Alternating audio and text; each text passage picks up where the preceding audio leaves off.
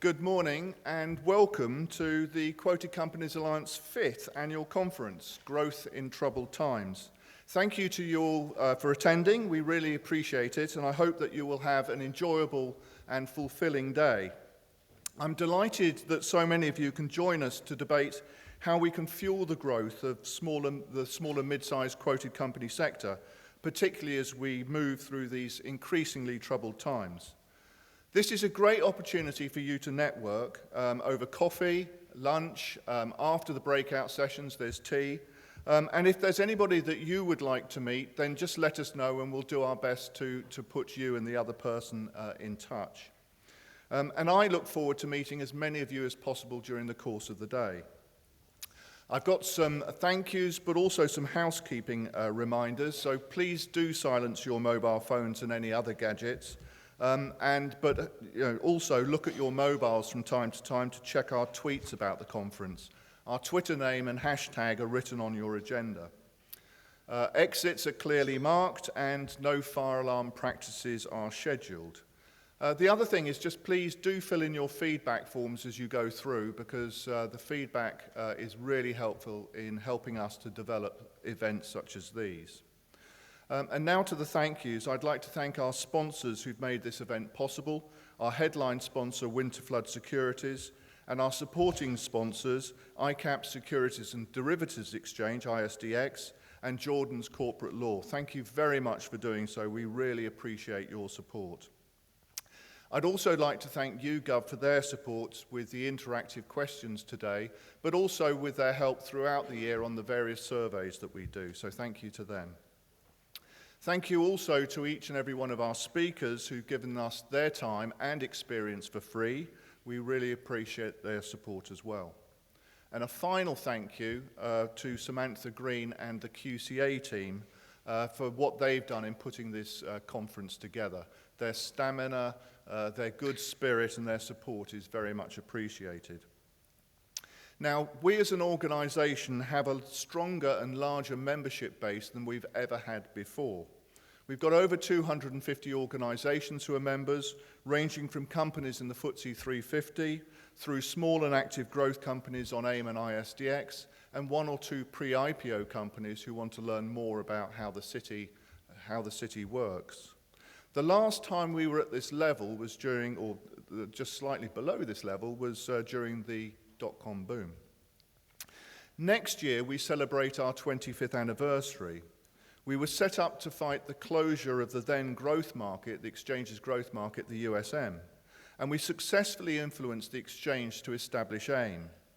Our subsequent work has focused on ensuring that the UK's primary markets, particularly the growth markets, continue to exist and flourish to serve their purpose. In that light, we're paying particular attention at the moment to the proposed merger between the London Stock Exchange and Deutsche Börse and its effect on AIM.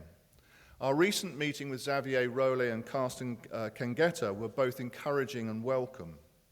And reflecting on this, I'd just like to draw your attention to the prospectus published this week, which, when referring to high-growth businesses and SMEs, said Holdco and the boards are committed to building and further developing their existing markets and initiatives that serves this vital customer segment, including London Stock Exchange's AIM.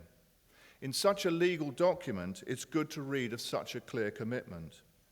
Inevitably, concerns have been expressed about the future of AIM, and this merger is a good opportunity to address this issue. We've seen articles calling for a vision for AIM and for a more proactive engagement by the stock exchange in setting out AIM's future strategy. But this can only happen with the active participation from across the small cap ecosystem. With wider market engagement and involvement, AIM can continue to be fit for purpose in providing patient capital for growth companies over the coming years. But it needs the involvement of all of us. There's a commitment on both sides to continue our dialogue about AIM's future, and from what both Xavier Rollet and Carsten Kengeta have told us, the new group's intentions for AIM are positive. We'll keep up our pressure and our encouragement in equal measure. So what else has been happening? Well, in the last year, the Quoted Companies Alliance has been appointed a nominating body of the takeover panel, and our chairman, Michael Higgins, is now a member of that panel. Our latest survey, which we produced in conjunction with BDO and YouGov, shows that business confidence remains high, although the UK referendum is seen as the greatest potential risk to small and mid-cap quoted companies. It's encouraging to see that the companies, though, are forecasting strong growth, whatever the outcome of the UK referendum. And I think this demonstrates the resilience of our sector. While facing troubled times with political and economic uncertainty, they remain optimistic about their own business prospects. And I'm sure we'll have more debate about that in our Brexit panel. We've been actively campaigning for the last two and a half years on the Prospectus Directive, so that companies can raise equity finance from the public more effectively. We've had numerous meetings with the European Commission, the European Parliament, the Treasury, the FCA and ESMA. This has enabled us to influence heavily what the prospectus regulation will look like, and we're pleased that the Commission have taken on so many of our suggestions. Our work on the prospectus regulation will continue until its adoption, to ensure that the minimum disclosure regimes adequately address the specific needs of our smaller companies. And more about that perhaps in our breakout sessions later. And I should add a special thanks to the working group who have persevered with this subject over the last 2.5 years, drawn from our legal expert group and our corporate finance expert group. Just as importantly and more pertinently, we're campaigning for clarity and simplicity in the imminent market abuse regulation rules and how they apply to smaller companies. We want to ensure that this new regime works as well as it can and does not add disproportionately to the burden or requirements for smaller companies. Particularly, we're seeking to ensure that companies on growth markets can have the exemption that's due to them from maintaining up-to-date insider lists now rather than in 2 years' time. And there'll be more about that in our breakout groups this afternoon. We've also spent a great deal of time looking at the impact, the future impact on small cap investment research as a result of MiFID.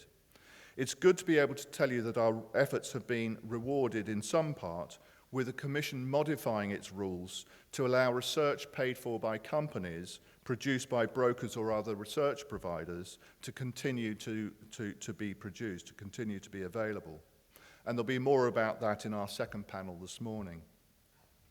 We continue to push for tax incentives to encourage investment in growth companies, allowing the costs of equity, raising equity to be tax deductible, as well as calling for the 5% shareholding requirement on entrepreneurs' relief to be removed. And we're delighted to see that in the most recent budget, it introduced one of our proposals, investor relief, where investors who buy new shares in AIM and ISDX stocks and hold them for 3 years can have a capital gains tax rate reduced down to 10%. We continue to develop our events and materials to inform the market. Our fund manager events are particularly popular, and we're about to revise and publish our REMCO guide. Our guides and the consultations we respond to are very much the work and dedication of our expert groups. We rely on their goodwill hugely. And the time and effort that they put in is much, much appreciated, and it benefits all of you. So thank you to all of you who do this important work. So I think you can see that the Quoted Companies Alliance does have a role. As an independent membership organisation, we are absolutely reliant on your support and your subscriptions. Thank you very much for supporting us.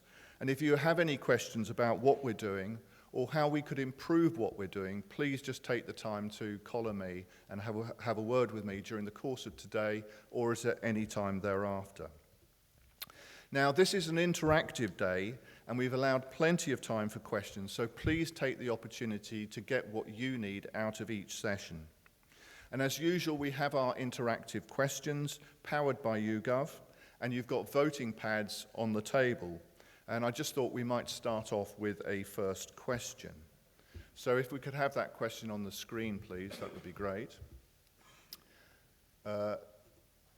let's have a look. So how positive are you about the future for small and mid-sized quoted companies? So 1, strongly positive, 2, slightly positive, all the way down to 6, don't know. And I don't want to see any don't knows.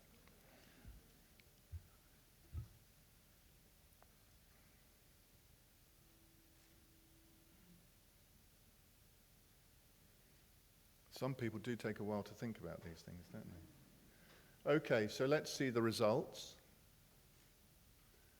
So we have, I think we've got some room for improvement during the course of this morning. So we'll run the question after we've had the panel sessions and see whether we can move some of the neutrals and slightly positives towards the strongly positives, and hopefully get the strongly negatives and the slightly negatives to change their opinion substantially. Okay, so what I'd like to do now is to, lost my place in my notes, yes. What I'd like to do now is just sort of give you an idea of what we've got coming up. We've got our Brexit panel, which I think will be interesting, and I think it may be a first during the course of this referendum. There are no politicians involved. We've got our investor Q&A, and also we've got our breakout sessions which are happening after lunch. And these, I think, will be very, very informative. And if you don't know about some of the subjects, liquidity, what's happening in the regulatory world, which will have an impact on you, then I think you very much should be there for that.